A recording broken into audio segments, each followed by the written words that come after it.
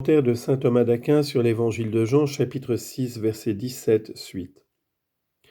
Or, les ténèbres s'étaient déjà faites, et Jésus n'était pas venu à eux. Ce n'est pas sans raison que les ténèbres sont mentionnées, mais pour manifester par là la ferveur de leur amour. En effet, ni le soir ni la nuit n'ont arrêté les disciples. Au sens mystique, les ténèbres désignent le manque de charité. La charité est en effet la lumière, d'après ce passage. Celui qui aime son frère demeure dans la lumière. 1 Jean 2, 10. Les ténèbres sont donc en nous, tant que Jésus, la lumière véritable, n'est pas parvenu jusqu'à nous, comme il est dit plus haut. Jean chapitre 1, verset 9. Lui dont la présence chasse toutes les ténèbres. 1 Jean 2, 8. Si le Christ s'est soustrait aussi longtemps à ses apôtres, c'est d'abord pour qu'ils éprouvent ce qu'était son absence, ce dont ils ont fait l'expérience en mer lors de la tempête. Citation, pour en avoir fait l'expérience, vois combien il est mauvais et amer d'abandonner le Seigneur. Jérémie chapitre 2, verset 19. Mais aussi pour qu'ils le recherchent avec encore plus de diligence. Citation, où est parti ton bien-aimé, ô la plus belle des femmes, et nous le chercherons avec toi. Cantique des Cantiques, chapitre 6, verset 1. De la traversée, l'évangéliste dit, cependant, au souffle d'un grand vent, la mer s'enflait. Il note d'abord la tempête de mer, puis l'apparition du Christ et le moment de son apparition, et enfin l'effet de l'apparition.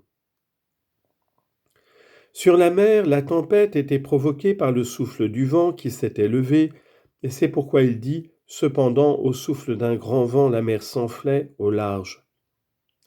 Par ce vent, on désigne la tentation et la persécution par lesquelles passera l'Église à cause du manque de charité. En effet, comme le dit Augustin, là où la charité se refroidit, les vagues grandissent et la barque est secouée. Et cependant, ni ces vents, ni la tempête, ni les vagues, ni les ténèbres ne réussissent à l'empêcher d'avancer, ni à la disloquer, et finalement à la submerger. Citation, « Celui qui persévérera jusqu'à la fin sera sauvé. Les vents ont soufflé et se sont déchaînés contre cette maison, et elle n'a pas été renversée. » Matthieu chapitre 24, verset 13 et chapitre 7, verset 25. L'apparition du Christ.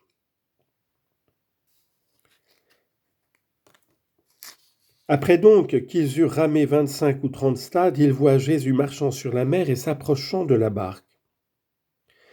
L'apparition du Christ n'eut pas lieu dès le début de la tempête, mais après un certain temps.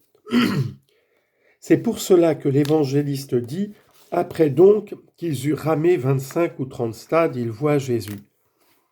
Et cela pour nous faire comprendre que le Seigneur permet que nous soyons tourmentés pour un temps afin d'éprouver notre force. Au terme cependant, lorsque l'épreuve est sur le point de nous écraser, il ne nous abandonne pas, il se fait proche de nous. Citation, « Dieu est fidèle qui ne permettra pas que vous soyez tentés au-delà de vos forces, mais qui ménagera après la tentation la voie par laquelle vous pourrez la supporter. » 1 Corinthiens chapitre 10 verset 13. D'après Augustin, les 25 stades qu'ils franchissent en ramant sont les 5 livres de Moïse.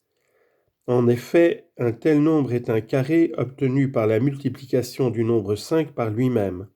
5 fois 5 en effet font 25. Or, le nombre multiplié conserve la signification de sa racine. Pour cette raison, de même que l'on désigne par 5 l'ancienne loi, de même aussi par 25. Par 30, on désigne la perfection du Nouveau Testament qui manquait à la loi. En effet, si ces mêmes 5 sont multipliés par 6, qui est un nombre parfait, apparaît le nombre 30.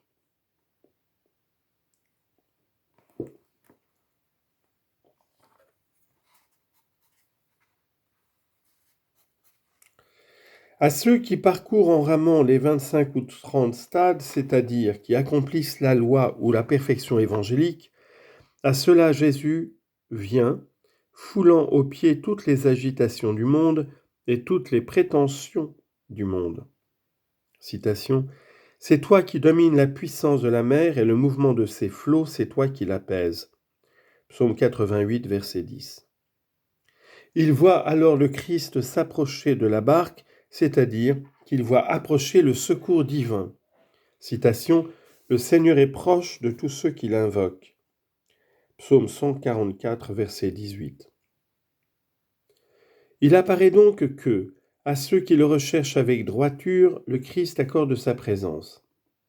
Or les apôtres le désiraient avec une extrême ferveur, ce que prouve l'obscurité du moment, la tempête de la mer et l'éloignement du port, obstacles malgré lesquels ils s'efforçaient de le rejoindre, et c'est pourquoi le Christ se rendit présent à eux.